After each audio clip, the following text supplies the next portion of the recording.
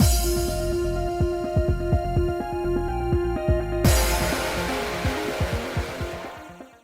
guys, it's Spacey Sims, and we are back with more Butterflies Poison. We haven't gotten too far in because we yammered a lot last time, and we were dealing with being introduced to our brother that we're going to romance later. Anyway, so we are now walking down to our party, and in case you hear me talking or making random noises, or you hear random noises, I have the bird with me because he was screaming at me. So he is sitting now on my chest. He will probably bite me. He is also chattering if you hear funny noises. And every once in a while, I like to give him kisses. So I'm not giving you kisses. I'm giving it to the bird. I'll throw that out there. Anyway, I usually tell you, I'm like, I give my bird kisses. I can't help it. It's like an involuntary reflex. He's just there sometimes, and he's so cute. So, and it's going to be awkward because he's jammed up under my chin. Spacey enters the manor's main hall, which overlooks the garden. Shattering as I talk, so sorry. As soon as she gets there, she's met with enthusiastic greetings from all sides. Looking around the hall, Spacey's surprised to see the guests who have gathered there. Among the guests are a marquis who is a part of the House of Lords, a countess recently returned from Europe and known for her beauty, and many other famous figures. What a guest list. I should have run away when I had the chance. The Nomiya family is a poor but aristocratic household. I always want to say like an aristocratic house. Like, I don't know, my brain just doesn't want to like... Because there's multiple ways. There's like the aristocratic, like the accents in different parts, and I just always want to say it the wrong fucking way when I'm trying to read aristocratic. I want to say like, and you're like, I don't know why. Anyway, aristocratic household, and Spacey finds this luxurious atmosphere both terribly out of place and overwhelming. In fact, they've never had a party with such high-standing members of society before. More and more things about today are decidedly odd. Ladies and gentlemen, my apologies for having kept you wait. Oh, Spacey, what a wonderful dress you're wearing! Indeed, so pretty and young you are, like a little porcelain doll. The high-pitched and familiar voices of the ladies at the party drown out the rest of Spacey's greeting. She should be used to casually responding to their flattery, but today their compliments actually make her feel embarrassed. Surprised and nervous, her cheeks grow red. Oh, please, you're just being polite. Spacey, you look lovely in a kimono, but this evening dress suits you wonderfully. You're bound to get quite a few proposals tonight. I agree. Oh dear, she's blushing. How absolutely adorable. The flurry of compliments leaves no room for Spacey to breathe, or even think of how to deal with these guests. What on earth is the point of this party? Our family has never hosted a birthday party of this scale before. Surely they've invited relatives and close friends to the family members' birthday parties before, but nothing as grand as this. Frozen in confusion, Spacey suddenly feels the warmth of her father's hands on her shoulders. Please, ladies, go easy on my daughter and don't tease her too much. Father... Spacey, I believe Hideo is here. I have no idea why he hasn't entered the hall yet, but will you invite him in? He's my glasses boyfriend. I have to get used to the names. I was like, wait, that's not the route we're going on first. Yes, I understand. Her father has subtly provided an escape route for her. She internally thanks her father for his thoughtfulness, but still, she can't help but question the purpose of tonight's party. She's all too aware that she sticks out like a sore thumb at this party.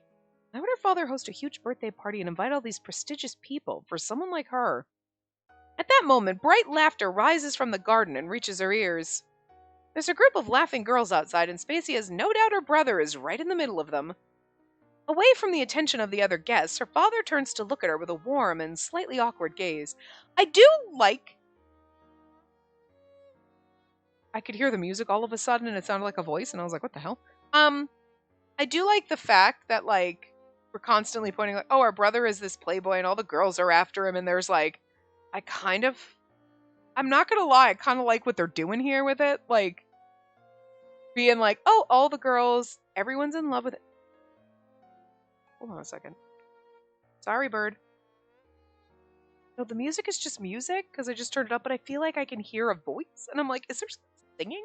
Anyway, it's the violin, I think, because my volume is down so low. And I actually don't think you can hear the music. I tested it when I did it, like set it up and like did a recording to see. And I was like, okay, you can still hear the music. And then when you actually play the game, no, you can't.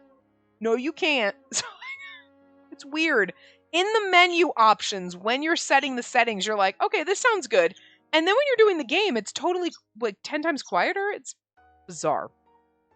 Anyway, I don't want the music to be too distracting, but I want you to be able to hear it. Whatever. I can never get the balance right. No matter what I do. And then it's like, if I change it, it's going to be too loud. But anyway, point being, I like the fact that they're setting up the brother as like, oh my God, all the women are all over him, blah, blah, blah. So it's like when we go down his route, it's like, I'm jealous. I want you. I'm going to keep you away from other women. And it's like, you know, there's something fun about a route like that when you're like, I'm just jealous and I want to keep him all to myself and stake my claim. But then it's slightly really inappropriate when it's your brother. You know what I mean? Like, because like you could have done anything. There's a lot of things you could have done with the inappropriateness of a brother route, but doing this is like, yeah, okay, I see what you're doing there. You're like, we're making it so inappropriate, but also kind of sexy. I don't know. I'm into it. Oh, God. Spacey, you really are beautiful tonight. You've grown so much. I can't wait to sell you so we can pay our bills. I mean, I feel like our dad's nice, but the underlying point of this party is so he can sell me to pay his bills. So, like, points because dad seems nicer than mom, but like negative points because dad fucked a servant. So understand my mom's a bit of a bitch. And he's trying to sell me to pay his bills. So like, anyway. What are you saying, father? I'm still your little girl. That's true. To me, you'll always be my child. Okay, you know what? I'm going to take you and I'm going to chuck you downstairs if you're going to be nasty every time I touch my headset and bite at my hands. Who's a nasty bird? I think it's because I got my room. I went downstairs to get the bird and I did not bring my controller thing up. So I'm still using... I have to record a couple parts back to back because I'm behind. So I think it's because he's seeing my Switch controller in my hand and he's making him mad. Look, you got to deal with this, buddy. Hi. You can say hi to peoples? I only talk when I talk. Anyway. To me, you'll always be my child. I promise I won't let you live a life of hardship. You're my one and only treasure. You don't care about your son? I mean, that was like, I was just banging a maid, but... Oh, come on. What's gotten into you, father? Are you drunk already? Trying to lighten up the mood, Spacey laughs, but it's true that her father's words have warmed her. Her father has always been a doting parent. He's always treated Spacey with care and affection, even when she used to be as rambunctious as a boy. He isn't a gruff man who likes to emphasize his masculinity. Emphasize, not empathize. Wow. Oh my god. If I haven't mentioned it, I can't read. Anyway. He isn't a gruff man who likes to emphasize his masculinity. Just from looking at her father's carefully curated appearance, anyone can tell that he's from an upstanding, aristocratic family. Their line pursued a more artistic, sensitive path, that of professional flower arrangement. Everyone thinks Spacey resembles her father. Her small, meek facial features have been adored by many who liken her to a fine Japanese doll. She looks almost nothing like her mother. Her mother's descended from warriors and was raised to act more boldly. Her life has always been steeped in luxury. It's interesting, act boldly, and yet our mom seems to not like us very much. Well, maybe she doesn't like anybody, but like, we're pretty bold, jumping out of trees and being a tomboy in like the early 1900s. Spacey suspects that our mother's spending habits are the main cause of the Nomiya family's money problems. Oh. People have commented before that she inherited her father's looks and her mother's strong will, but Spacey empathizes with her father more. Poor father. Her father always smiles gently. Those upturned lips hold the innocence of a child and the wisdom of an old man. He's never once complained about his wife's extravagant spending. He probably doesn't want his wife, who comes from a rich family, to feel deprived. That's his way of showing her love. The longer she ponders about this, the more she feels like she can understand why her father would choose to seek the peaceful spirit of a female servant. But the decision ignited the wrath of her proud mother. I'm not like my mother. I won't make you sad, father. Spacey knows she needs to save this household for her father's sake. Aww. This is kind of sad. You're like, I have to let my father sell me so that we don't go broke because my mom's a bitch. But my dad did sleep with a servant, so. Our mom just doesn't know how to curb her spending and doesn't know how to budget. And she's a little cold. But, like, dad did pick her, kind of. But, like, then also banged a servant. Hey, there's a lot of problems going on here. Well, what can she do now? A torrent of unease swirls inside her chest. I swear I can read, but no, I can't. And she determinedly averts her eyes. Also, I'm just really proud of Tim so far, because I don't see a lot of typos or issues. And again, for new people here, Tim is the intern that we blame for all the typos and the messed up spellings and, like, missing words and whatever. He works for every company. Every localization company, everything. Tim. We blame him for everything. He's got a new assistant named Ronald, who, you know, when it gets worse, we don't know who to blame, Tim or Ronald. I don't know where Ronald came from. Somebody will point it out in the comments and be like, it was in this episode of this game. I don't know. Ronald just popped up and it was like, did Tim get an intern? Like, but, because Tim is a terrible typist. So that's been around for years. So that's fun. So, but Tim's doing a good job. Yeah. So, like, alright. I'm a little proud right now. 2 lines from now, it's going to all fall apart. And then we're going to realize Tim got drunk. And then was drunk the rest of the way when he was trying to translate shit. I don't think he translates. He's just supposed to type it. And he can't. And nobody is editing. Or, like, maybe Tim pushed on his typing to Ronald, and Tim should be editing, and now he's not editing Ronald's mistakes. I don't know what's happening, but the 2 of them, you'd think 2 people could catch this shit, but they don't. But they're doing a good job here. I'm happy. There's always typos in these. Intent on obeying her father's request, Spacey leaves the hall to find Hideo, her childhood friend. Right, Glasses-kun is our childhood friend, isn't he? A glasses man who's our childhood friend. Can be a problem. I never liked the childhood friend routes. Okay, like once. I think I've been like, I love this route. Because usually the childhood friend route is like, God, get up, stop it! You're so needy and desperate, but like they're always just like, I need to protect you from the wind, it might kill you. And you're like, I'm gonna punch you in the face. You know what I mean? They're always just the worst. Just the worst. I hate them. But we'll see, because he likes birds and he's got glasses. So, is that enough to win over, like, you know, the eyeball, like, yeah, you got glasses, I'm into it, and you like birds, okay. Is that enough to outweigh what usually sucks about childhood friend routes for me, personally? We'll see. Alright. But she doesn't see him. It's then that her ears catch the hushed voices of people talking nearby. Instinctively, she hides herself behind a pillar and holds her breath. Where is there a pillar in this hallway?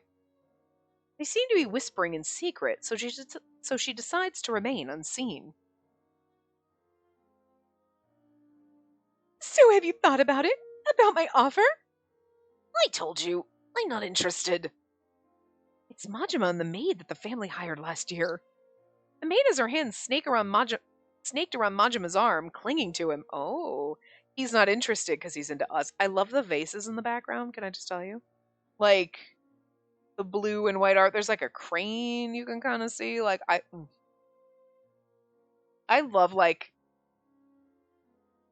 Japanese art. I really do. And, like, even, like, Chinese art. I just love, like, Asian art. It just looks really pretty. But I love the vases, and I love the fact that it's the blue and white with the red. Even though red is my least favorite color, but, like, there's just something about the juxtaposition I just really like. I don't, like, it just... simple, okay? I can see cranes on them. I love cranes, too. I like crane art on, and, like, prints and stuff. Anyway. I like a lot of things, but that's just one of them, so.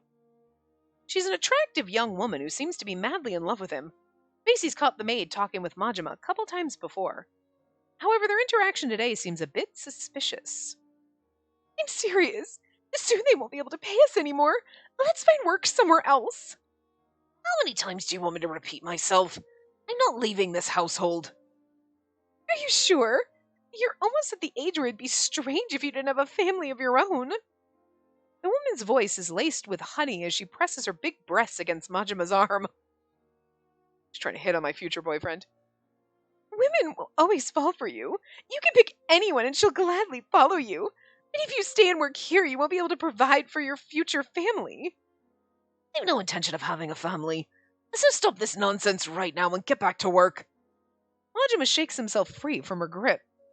She staggers, stumbling backwards, and narrows her eyes at Majima. Why are you so cold toward me? Aren't you in love with me? In love with you? What on earth makes you think that? Just because we've fucked a couple times? You gave me flowers. You kept saying how beautiful I was. Like, again, we said like he says to everyone. I didn't mean to lead you on. I'm sorry. But I don't think of you as anyone special. And this is where we get crushed. Because we're like, he does that to everyone and nobody's special. But us, we're special. You can't be serious. I'm sorry. Gemma's answer is blunt. The woman scoffs, her face deep red and lip trembling. Oh, you're spineless! You may be handsome, but I'd rather end up with Saburo! Saburo? Yes, Saburo! Unlike you, who'd never laid so much as a finger on me, he's willing to take me whenever, wherever! That's... Alright, well, counter. Somebody do a counter. Inappropriate things that come up in the game. Actually, technically, we already had the fact that we were oogling at our brother and then our brother was saying things to us. But, like, this is also a weirdly inappropriate kind of creepy thing. Yeah. He's like, yeah, because, like, girl, are you so desperate? Like, look, everyone's got their type. Okay, fine. But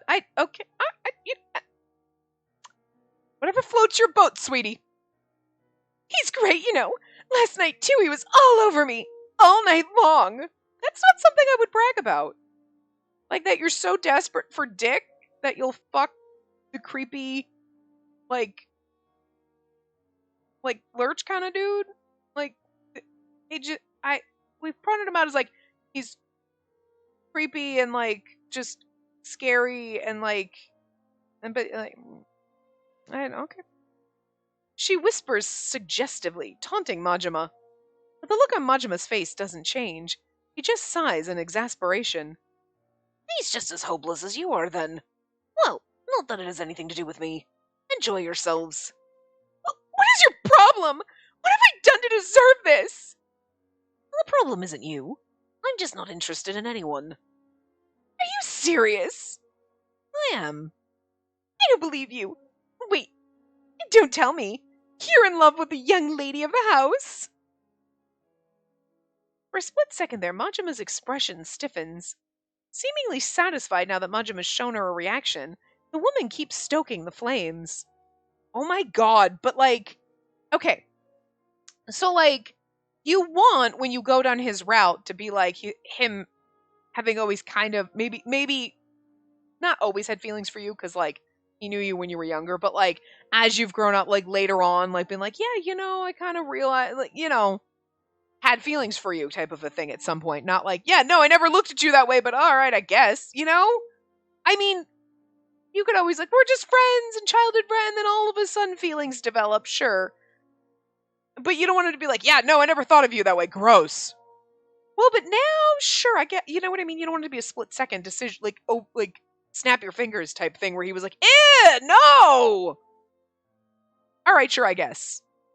You know, you wanted it to be something where, like, maybe he wasn't thinking about it. He was like, yeah, you know, tried not to think about it, but I guess you're right. I kind of maybe developed feelings for you a long time ago. Anyway. But you don't, like, so you want him to have feelings for you, but, like, right now when you're not going down his route, having this conversation, if he's like, oh, God, no! That's gonna almost, yeah, I mean, I'm sure he wouldn't tell her honestly, so going down his route, she could be like, but you said the maid. He's like, of course I'm gonna tell her that. I'm not gonna fucking admit that I have feelings for you when I can't have you. That's just stupid. Valid. But you know what I mean? But you also don't want him to say, well, you want him to be like, yes, I do. But you don't, because then you're going to marry someone else, and then, so you know he can't admit his feelings if he had them. You know what I mean? So, like, you want him to be like, I do. I yearn for her. So we can be like, yay, I yearn for you too! But we can't date him till the end, so it would be stupid to reveal that now, because then the romance you have with other characters is going to seem weird when you know you've kind of had feelings for him. But like having a little childhood crush on someone and then being like, ew, God, no. And you're like, okay, crush that. Anyway, moving on with my life the way it should be. Curious, anyway. Is she the reason why you won't let yourself be swayed by other girls? I always thought you two were awfully close. I see. So you're a man who dreams big. Are you planning to take over this household? That's preposterous. Majima shoots a cold glare at her and narrows his eyes. The preposterous isn't him liking me. The preposterous is him probably thinking, there's no way I can fucking marry her and take her. I'm a gardener, dude. You know what I mean? There are positions in this society. You're a despicable woman. What? Oh, wait! Hey, wait! Walking away from the woman, Majima quickly goes out the open door and leaves the entranceway. The woman stomps her feet and snarls. Darn it! What on earth is wrong with him? Hey, what are you doing there? I don't know who's talking to us. A stern voice booms from behind the woman. She flinches and turns around. Oh, it's the butler! Standing behind her is the manor's steward, Fujita. I don't know what voice to give him. Fujita, sir! Okay, wait, so we can't give him the bro dude voice, because, like, I feel like we need a new voice. We have the Irish accent. Should we, well, okay, we've done, like, the only time we've done, like, a Britishy voice was when we were playing London Detective Mysteria, because Jack had, like, an accent that was written into the text of his speech. So, like, you know what I mean? Instead of saying, we don't have nearly enough people, it'd be like, we don't have enough. You know what I mean? Like, you could read the accent in the way the words were typed. It wasn't like, pretend he's got this Cockney accent. It was just it was written there, so it was easy to do. And then it just became this trashy Irish accent. I don't know what happened. I don't think I can do a good British accent. American people cannot do good British accents. British people can do spot-on American accents, and you don't even know that they're British, and it's like a shock and it's a slap in the face. But when it's an American doing a British accent, you're like, that's fake as fuck. They're not British. I'm not stupid. Like, it's just, I don't know. It's just the way it is. So, I don't know. Well, because we have, I don't have this for him.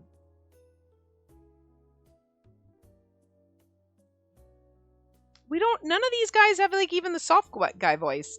Because he should be more demanding than having, like, the soft voice. And we've got all of our character. I mean, I could try giving him the normal, like, the Saint Germain kind of soft guy voice treatment. But I don't think that would work with him because he should be more commanding. And I don't think it's gonna...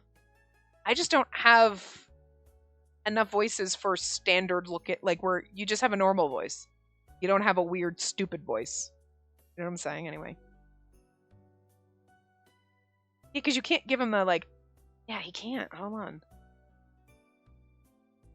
I don't think I can do an English accent. See, it's the stage fright thing. It's like, I don't want to sound stupid, but, like, everything that comes out of my mouth is stupid. So, like, whatever, like...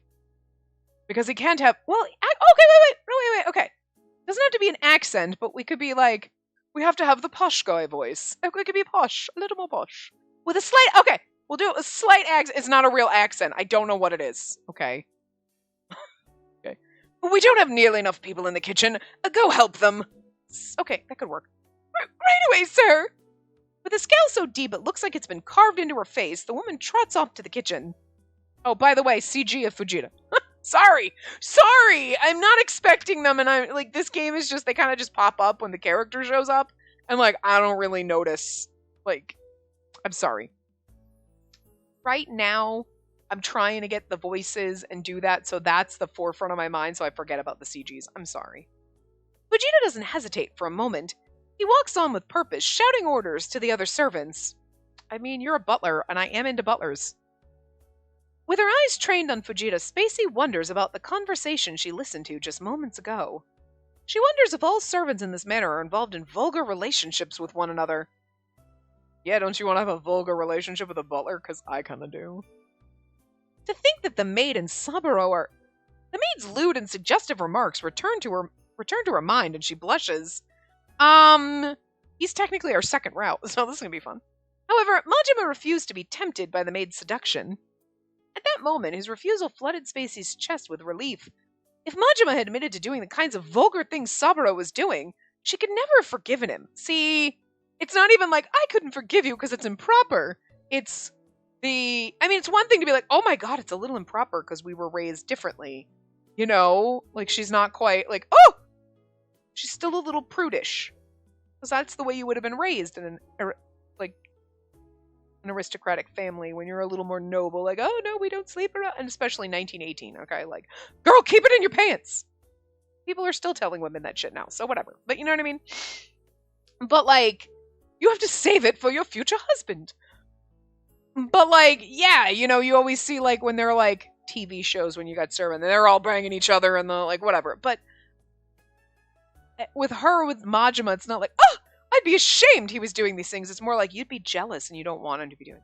But you got feelings for him, and maybe I think she knows it. I don't think the game's admitting it to us straight up. Like, oh, I've always had feelings for him. But or maybe she's not quite like, oh right, I have feelings for him. You know what I mean? Like, sometimes you have feelings for someone and it's obvious to everyone around you, except for you. And then you're like, oh, and everyone else is like, bravo, thanks for getting there. You finally finished the end of it. We were all here at the finish line and it took you forever to get here. You know what I mean? Kind of like the person I knew in high school that didn't know they were gay and the rest of us knew. And when he said something to me once later on, it was like, oh, actually after college? I don't remember. It was like, you know, oh, I'm gay. Yeah, no, we've known since high school. I didn't know in high school. Well, you were the last one, sweetie. The rest of us kind of had it pegged. Like, you know what I mean? It's one of those things. Like, sometimes you're just in denial and everyone else is like, because they can see what you're trying to hide from yourself. So I'm wondering if that's the case here. But I think she would never have forgiven him because she has feelings for him and that would make her jealous. And apparently, the servants have already caught on to the household's financial condition. She's fairly sure the maid won't be the last servant to quit. Other servants will surely follow her example. Even if the servants are willing to stay, sooner or later the household won't even be able to give them chores to do. And yet here we are, hosting an excessively grand party. My lady, is something troubling you? Having noticed Spacey's presence, Fujita greets her. He walks toward her, and being a man of impressive height, his shadow looms over her. It's so funny, like, how ghastly pale this man is. Like, sweetie, I'm gonna need you to take, like, 2 steps out into the sun. I'm pretty sure he's a vampire. It could just be because he's supposed to be, like, half English. So, like, man, English people are white. He's as white as his shirt. There is barely any color difference between I think it's also the blonde hair too. Doesn't help because you have this light blonde hair, you're super ghastly white, and your shirt is like, we could have done a little bit of color shading here. Like, seriously, it's slightly terrifying. I don't hate him, but I'm just saying the man's ghastly white. I'm ghastly white. Framing his twinkling purple eyes, nice, are finely chiseled features. It's clear that Fujita is not purely Japanese, but instead of mixed heritage. That, coupled with Fujita's constant deadpan expression, has always made him look like a foreign doll to her. Everyone who works for this family calls Spacey my lady, and then they refer to the head of the family as master, his wife madam, and their heir young master. It's a custom the household inherits from the old days, or from the days before the Meiji Restoration, when the family used to be that of a feudal lord. But to Spacey, it's the habit of a bygone era. Fujita, have you seen Hideo? No, I have not. I see. I wonder where he's gone to. My lady, you seem distracted. Fujita's purple eyes trace her face, searching. Vegeta has watched Spacey growing up, and he has a keen eye that could detect even the slightest change in her demeanor. And then this is the inappropriate thing. You've watched her grow up. You've probably been a butler around the house since we were born, which is a little fucking awkward and weird. But I'm gonna forgive it because you're a butler and I'm kind of into the butler kink. We need more butler games, and not the one where you're abusive to them. I've played that and it's slightly traumatic. Okay. But I mean like a real one. There's also the mixed review one that I don't think we've played yet. The oh god, why can't I? Dogonzaka Labs. They have like their games are so goddamn terrible. And we have so many AAA games in like backlog that we don't have time to go to the mixed reviews. It's been a long time since we've done a mixed review and played a game that is just painful to get through. But I'm pretty sure their Butler one is... Did we play that one? We might have already played that one, because it feels familiar. But, like, that's like a C- game, okay? Like, I want a really good one. So, like, I guess I'm gonna get my Butler kink here. So you better be good, is all I'm saying. Because, like, the gloves? The white gloves and the, like, Butler suit? Like, don't think that an Ikemen vampire, Sebastian, wasn't my favorite fucking, like, can I date him yet? He's the butler! Like, house full of hot vampires, and I want the butler. Anyway. So, like, he's probably far too old for us, and it should be inappropriate, but I'm okay with it. Because he's a butler. I make exceptions. Not many times. While those eyes do make Fujita reliable, Spacey's also scared of them. That's because she feels like those eyes are a product... That's because she feels like those eyes, a product of the foreign blood in Fujita's veins, can see through her soul. Are you not feeling well, my lady? Oh, okay. So we are going down Shiba's route first, who we have not met yet. And so we say, I'm fine. No, I'm fine. Why do you ask? If you say so. I asked because you're looking rather unwell. Really? I feel fine, though. Spacey hesitates briefly before deciding to ask Fujita. Much do you know about this soiree? You'll have to be more specific. It's just, I wonder if I'm the only one who thinks that the party's too extravagant. As the family's butler, I'm sure you're fully aware of the state of this household. My lady, please do not let it bother you. You should just enjoy being the star of the evening. But My lady, the master is throwing this party for you. Please try to understand that he means well. Yes, you're right. Spacey does know the hardships her father went through, given the family's painful situation, in order to host the party tonight. But she can't drive away the nagging anxiety deep in her chest. And all Spacey wanted to do was share some of that anxiety with Fujita. Fujita, can you come here for... Oh, that's Shigeko. That's our mother. Fujita, can you come here for a bit? Yes, madam. Well then, my lady, please excuse me. Yes. Oh, right. Please take this.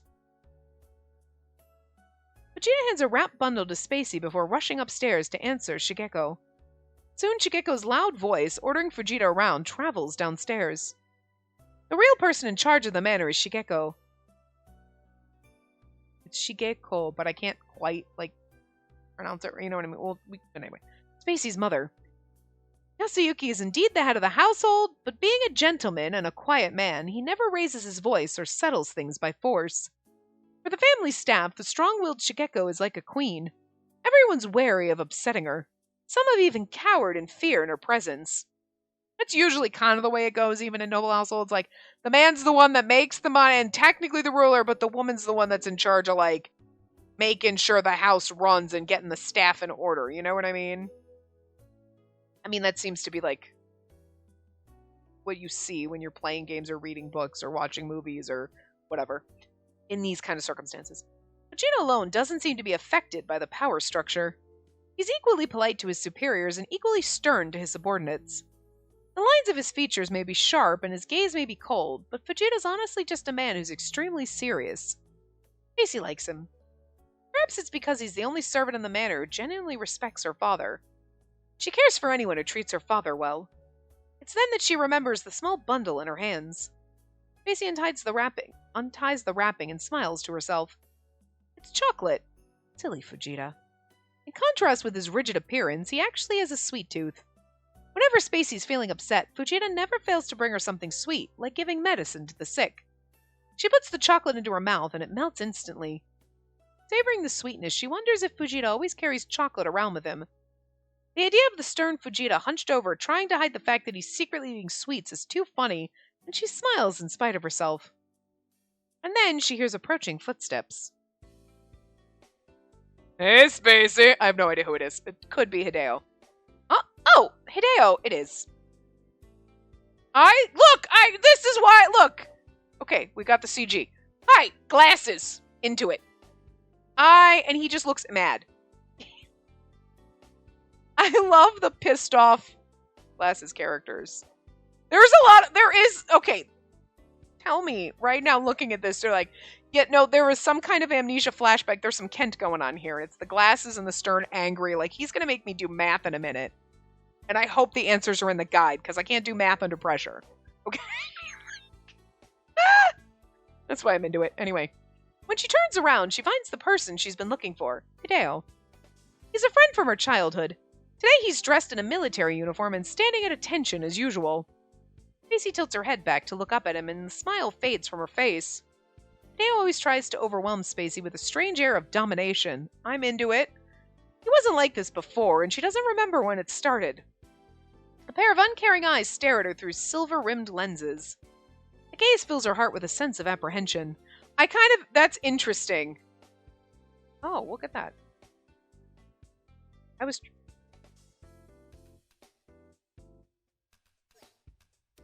Huh.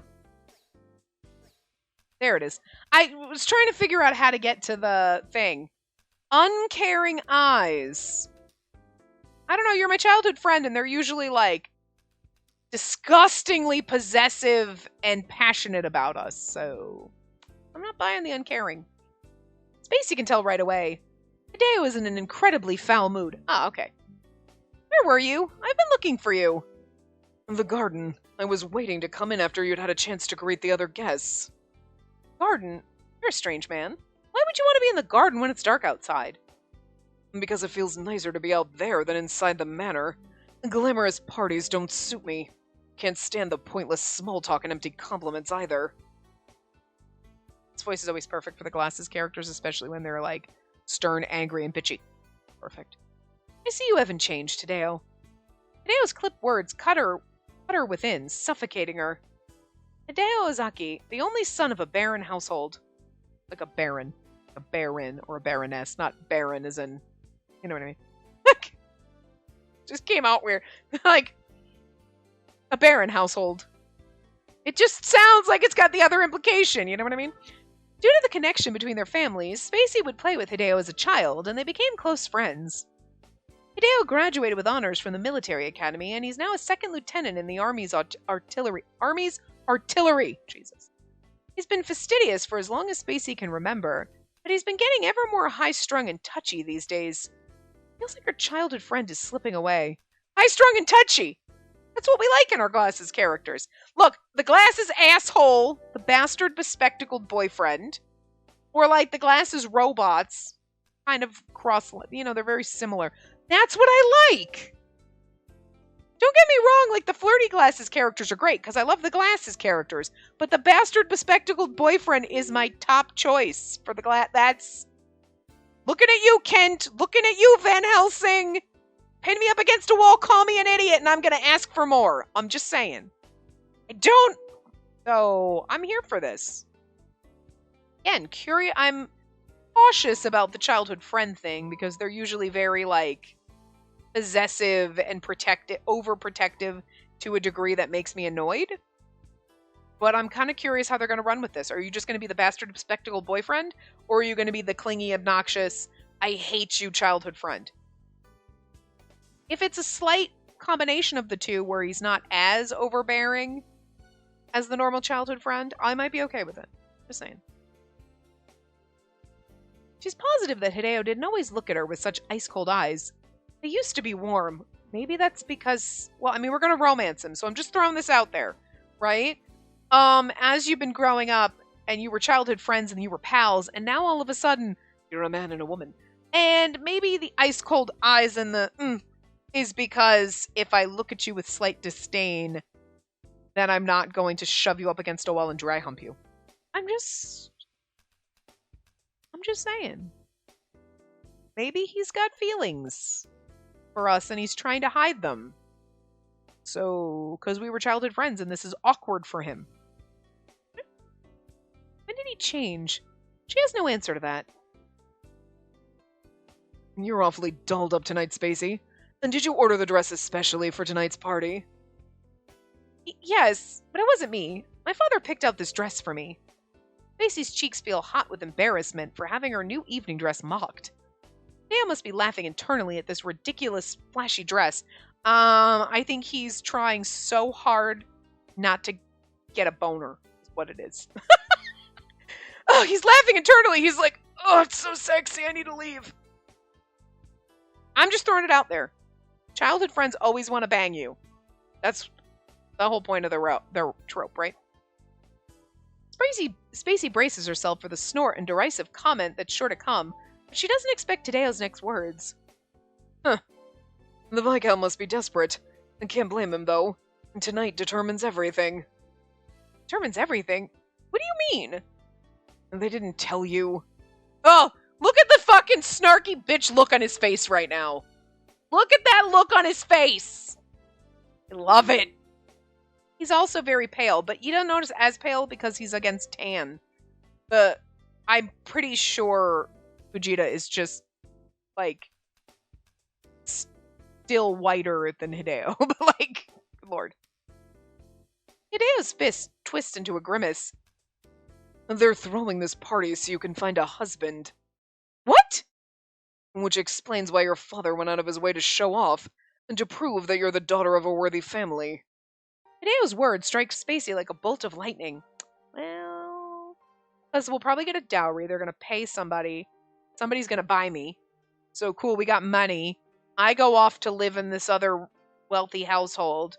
I one last mouth to feed, and they got money to pay their bills. I'm just saying, you know, I'm just going to back it up to the early 1900s, all right? It kind of makes sense. I'm not saying it's right, and it's not douchey and, like, fucking misogynistic and, like, what the fuck? I'm not property. But I can see the logic behind it, which is just horrifying. Well, we have 3 daughters and lots of bills. We could sell our daughters. They'll go to families that have money. So, like, cool, that won't be bad. And then we'll have money to pay our bills. And then one less mouth to feed. So I'm just saying the math is adding up. Like, how fucking horrifying is it when you can sit there and go, I hate that I can find the logic in selling off your children. Oh my god. Okay. I might need to get a drink after this. So, like, I'm not saying it's right. I'm just saying I can follow the logic. You know? It's not like we're paying someone to take her off our hands. There's no logic in that. We got bills to pay. So one less mouth to feed, but also giving away half the money we don't have to pay someone to take your daughter away. That doesn't make sense. Having someone pay you to get rid of a mouth to feed, so now you got money to pay your bills, less debt, like less mouths to feed, which means less money going out the door. I'm just throwing it out there. I can follow the math here, and I hate that. I hate it so much. Oh no. What have these games done to me? Anyway. Hideo's word strikes Spacey like a bolt of lightning. It explains everything. It all makes perfect sense. I love the fact that she didn't, like, it's not that she's too dumb to figure that out. It's just one of those, like, you just don't want to think that, so you're like, even though there's a part in the back of your mind that's like, you know they're trying to sell you, right? You're like, you just lock that away because you just don't want to accept that reality. She should have seen it coming. Holding a birthday party for a daughter who's now at a marriageable age, the incredible effort to put together such an elegant feast, guests that she's never seen before. Spacey's had enough of her naivety. She can hardly believe she spent so much time worrying only about her family's financial situation. She can't believe. Okay. Didn't realize at all. Such an idiot. I'll give it to your father for designing such a sensible plan. Your family may be a Viscount family, but you're in debt and you're poor. There probably aren't too many morons who'd want you as their daughter-in-law.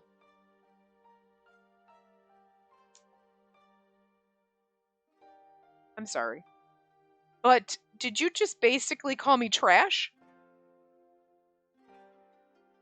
Hideo, this is why I'm gonna fall hard for you. It's the glasses and the insulting me. Any other character insults me, and I'm like, it really depends on the character. But when you put glasses on them, I'm like 99% willing, 99% of the time I'm going to be like, I take it and I like it. It's rare when I don't like the glasses character. When I'm like, oh, you put the glasses on this character and it's wasted, I don't like them. But I'm here for it. This is what I like. God damn it, there's something wrong with me. That's why her father told her that he won't let her live a life of hardship. Her father planned an evening party that the family wouldn't be ashamed of, that Spacey could be married off to a splendid family. And our choices are going to be, we're going to end up with a woman. So that's an interesting twist. The gardener, the butler, this bitch, which, okay, I feel like that's at least a good childhood friend. His family's got money, so this is at least a reasonable thing. And then whoever Sheba is. Oh, also her brother. So that's not really helping anything. So, none of the men that we're going to romance in this are helping the family's financial situation. My father wants to marry me off to a wealthy family. Sheba might fit into that, because we haven't met him yet. Okay. Fujita's our butler, so how the fuck does that fit in? So I went from being part of a noble family to, marrying the help. Okay, I'm just throwing that out there. I got no problem banging the butler, but I'm just saying! It's not making sense here. Hideo makes sense. Our brother makes no sense at all, and anything aside from, weird fetishes, so I'm here for it. The gardener and maybe a rich woman. So, half of the routes are not going the way you planned it, Dad. Anyway. Spacey stares down at the floor and bites her lip. Father's right. I'm still a child. Shame washes over her for having wasted her time being overwhelmed by a situation she isn't used to, and for entertaining the idea of escaping it all. Her mother's slightly edgy behavior, Fujita's silence, her brother's aloof demeanor, and kind-hearted father. Marrying into a wealthy family, that should be every woman's definition of happiness. I mean, I want a nice, loving husband, but if he's got money, that's not gonna not be a benefit. You know what I mean? That's beneficial. But a douchey twat waffle, but has money? Hideo's kind of a douchey twat waffle, but in the tropey kind of way, and it's fine. He's gonna be squishy and soft. He's a marshmallow underneath, it. They act all crusty, and I don't know why marshmallow is how that came to be. Everybody knows it by now, but the marshmallow characters, they're crusty on the outside and squishy on the inside. They got that hard exterior. They're like fucking M&Ms. They got the hard exterior, but the melty chocolate inside. I don't know why that somehow in my brain was they're the marshmallows. I feel like it was back in Hakuoki days with Hichikata. Oh yeah, you're the demon commander, but we know you mushy like a marshmallow inside. I think it's that. Their insides are like marshmallows. Soft and squishy and gooey. So they became I think that's how it happened, but it doesn't seem to make sense on the surface, but it makes sense when you dig deep. But anyway. But he gonna be the marshmallow, so I'm okay with it. She knows this. Knows too that it's the only path a woman can tread upon. But to have that realization dropped on her without so much as a warning? I mean, usually your parents would warn you about this shit and be like, by the way, we're having this party so we can find you a husband. We need to get you out. But at the same time, they probably assume that you're not stupid and you realize this. It's stifling. She wishes she had run away after all. Where? Alone? She doesn't know. Maybe in the Majima route, we actually jump out the window and run away with him. I don't know why that's gonna be any better than just falling in love with him. Whatever, I don't know. Spacey, what do you think? What? Theo's cold tone dragged Spacey back from the stunned state she was in after learning the harsh truth. What are you going to do next? You'll be married off sooner or later, though. You're right. Of course. That's what I have to do. You're being vague. And do you even want to get married? I, I have no choice. I'm not going to answer that. I have no choice but to get married. I have no choice but to get married, do I? Such a careless answer. Marriage is the only way I can be of use to my family. But what are your true feelings? True feelings? You were too stunned to even speak. Are you saying it was just because you were surprised? And was that really all? Hideo's insistence confuses Spacey. But even more than that, she's confused because she doesn't know how to put the emotion she's feeling right now into words. But if she were to be honest with herself, she would say, I honestly don't want to get married. She understands in her brain that she'll have to get married someday for the sake of her family. In her heart, though, she doesn't want to get married. The mere notion of marriage makes her feel uneasy. Hideo's eyes glint with curiosity. So, what are you going to do next? Are you going to run away from home and work at a cafe as a waitress? Of course not. I simply wanted to speak my mind. I don't get you. What are you trying to say? I'll have to get married someday anyway. Getting married is a woman's duty. My duty has nothing to do with my feelings. See, okay, I hate this. I mean, again, the logic makes sense. You're going to sell your, okay, blah, blah, blah. Makes sense logically. But it's this. It's my duty to get married and have baby. Fuck that shit! I get it, it's 1918, but no! No! I'm not saying I'm opposed to marriage, because I was married once before, and I would do it again, probably, but I've always been against the, I have to have kids. I hate children. Thank God I'm so fucking old that it'd be like, oh my God, what, grandma having a baby? Thank God! I'm counting down, the only part about getting old that's nice is oh, menopause coming around the corner, cool. Look at Seriously? I'm not lying. Fibroids run in my family, so I was kind of at one point hopeful with all the weird medical issues that I've been having. Maybe it's fibroids, maybe it's a weird thing, maybe that's why I black out randomly. It's only happened 3 times in the last year, but I get weird moments. I don't know what's happening. It's probably, honestly, at this point, I think it's silent migraines. Because, that's a lot of the symptoms point to that. Or, premenopause shit's going on, and I need to get my hormones tested. I don't know. It's one or the other. So, toss up. But, everyone, a lot of people in my family, oh, fibroids, have to have your uterus removed. It's oh, can I do that? No, my uterus is fine. I'm fucking disappointed. Personal information you didn't need to know, but I like to share things. But I'm disappointed. It's the only thing I'm man, it's the only thing I've wanted my whole life is just take my uterus out. I don't want it. It's useless. I hate it. I hate periods. I don't want any of that. I don't want kids never. So I just want to throw this out there for if you're younger and you're I don't want kids, and everyone's oh, you'll change your mind someday. No, not necessarily. You might. And that's valid. It's totally valid to not want kids when you're really young and to think of different things and then maybe change your mind. But just because you will... Ugh! I hate that. If you really don't want kids and you probably aren't going to change your damn mind. It's okay if you do. And it's totally valid to slap people in the face. And it's really don't slap people in the face. But you know what I mean? You'll change your mind. I have not changed my mind. Ever. Never liked kids. Never wanted to play with baby dolls. Never liked them. Never liked playing house. I never liked it. I've known my whole life, before I even knew that I didn't want kids, that I didn't want kids. It's been ingrained in me forever. Okay? So, no. So I hate it. I hate it when it's your duty is to get married and have kids. I will kick you in the face.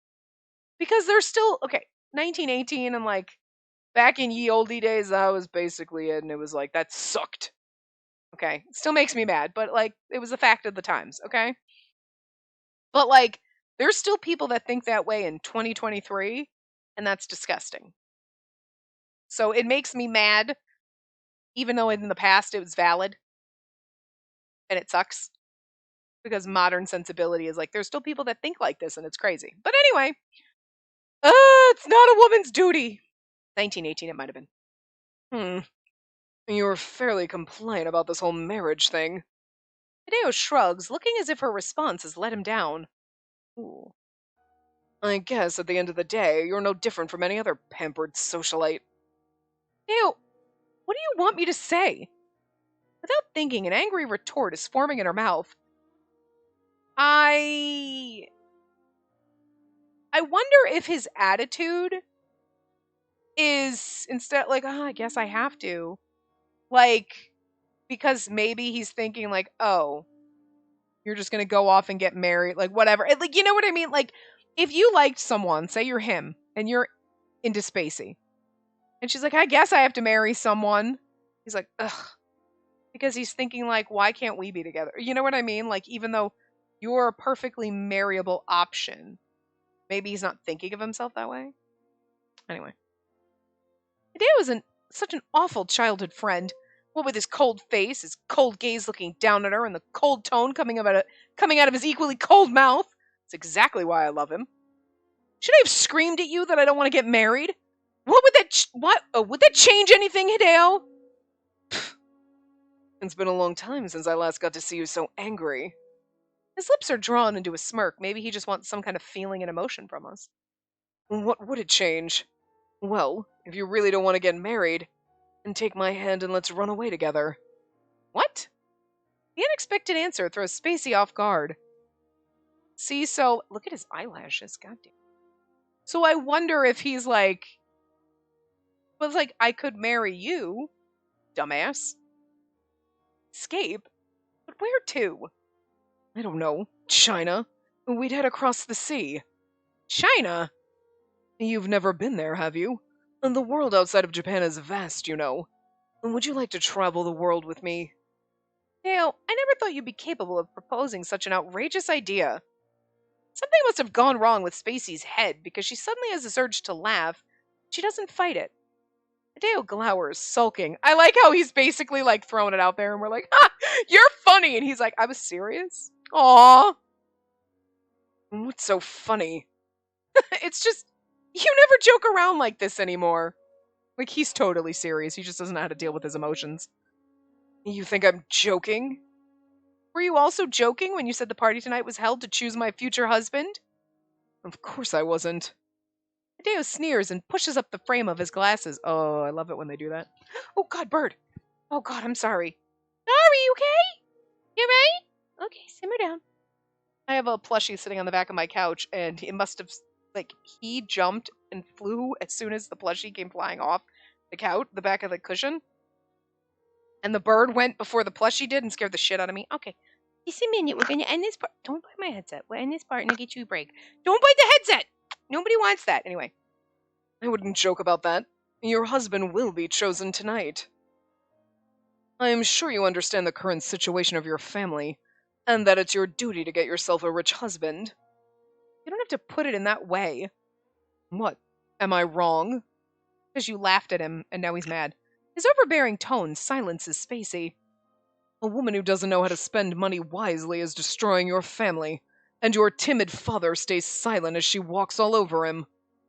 The young master of your family is an unreliable man who loves art as much as he does women. Who else can generate money for the family but you? Am I wrong, my lady? How can you be so heartless? Why do you always say the cruelest things?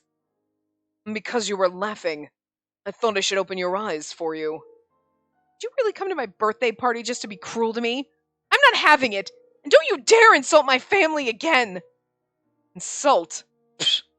I will if your family stops mocking mine. Huh? What are you talking about? I'm talking about your parents. Theo's bitter expression sends a chill down Spacey's spine.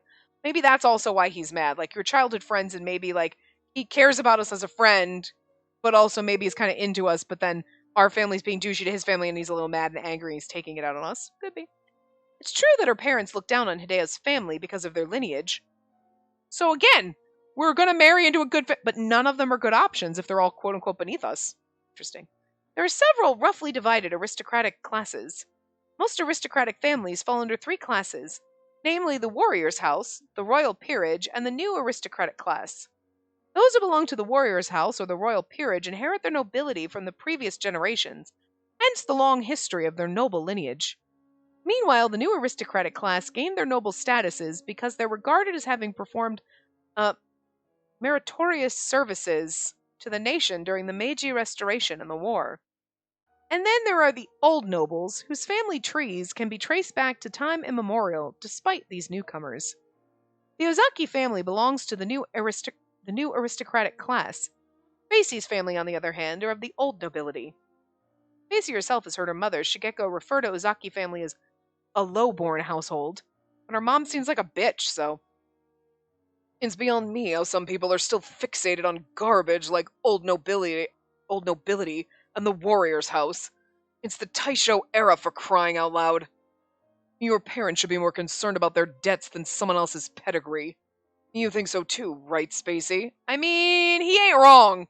Maybe don't be throwing stones in your broke-ass glass house. Hideo quickly walks toward the hall, leaving her behind. Left alone, Spacey mulls over Hideo's words. The relationship between their families must be one of the reasons why Hideo's attitude toward her has been getting colder by the day. Perhaps sneering at her for hoping to save her family through marriage helps Hideo feel better about the constant mockery his family has to endure. Spacey herself has never thought of making light of Hideo. Nevertheless, it appears that Hideo has, somewhere along the way, developed an inferiority complex. And again, maybe it's because he's actually interested in her. You know what I mean? And then finding out that our family thinks his family's so low-born or whatever, it's making him angry because he thinks he's not good enough. Even though he's got feelings for us, because childhood friends always have feelings for you for forever, so. So, tonight's party is... Hideo's reality has been brought to light. An obvious objective, although it went unnoticed by her at first. Most people are unaware of the struggles of her household. This huge party will leave a wonderful impression on the guests, one that's far from the truth. The Nomiya family has borrowed enough from Hideo's family for them to grasp the true nature of their financial situation. We're borrowing money from people that we think are beneath us. That's interesting. The family still visits the house of Shigeko's parents and those of their relatives, acting as if nothing is wrong. Their own relatives wouldn't expose the shame of their flesh and blood to outsiders. Everyone knows that her family is living frugally. However, many noble peerage families are actually just as poor. What her family is experiencing now is not unusual at all. A glance at the grandeur of the evening party, and no one would be able to tell that the family's cornered, utterly at its wit's end. Giving everything he's got to host this party, her father must be determined to find a satisfactory partner for her. Tonight, I have to find a husband. She can't stop shaking. What kind of a man will she end up with? What kind of future? Then, suddenly, she sees the face of a man looking up from under the balcony. A thought passes through Spacey's mind, and she chides herself in self-derision. That's not going to happen. Our social statuses, good lord, are too different. But see? That's where she wants to go, and that's the end result. Spacey knows what love is and what the emotion feels like, albeit only vaguely. But she also knows that her first love will likely not work out. Ever. Spacey groans, and feeling a bit dizzy, leans against the wall. Then her shoulders are suddenly embraced. Hideo? For a brief moment, she expects the owner of the hands to be Hideo. When she turns around, she's shocked by who she sees. There's no good place to, stop. We're, way over time, aren't we? Well, only 3 minutes, whatever. About 4, whatever. My lady, are you not feeling well? The hands supporting her weakened body turn out to be Saburo's. Oh, he's gonna do inappropriate things to us, isn't he? The beastly odor oozing from Saburo's figure fills Spacey's nostrils. The lukewarm temperature of Saburo's massive, hairy hands seeps through the fabric of Spacey's dress and into her skin. They're just making everything about him creepy and gross and horrifying. And and then so I do not feel good about this. She shudders at the unpleasant sensation. She suddenly remembers the conversation between Majima and the maid. Revulsion, fear, and a myriad of other terrible emotions assault Spacey, and her lip trembles. No! Let me go! Reflexively, Spacey shakes and twists her way out of Saburo's hold. His sunken eyes widen in surprise, and his expression flashes with something akin to hatred. Spacey feels the blood leaving her face when she catches sight of that flash. Almost immediately, Saburo gasps and bows his head. my apologies. I did such an insolent... Sorry. It's fine. You just startled me. She hugs herself, gripping the shoulders where Saburo's hands were. The warmth of his body heat remains vividly there.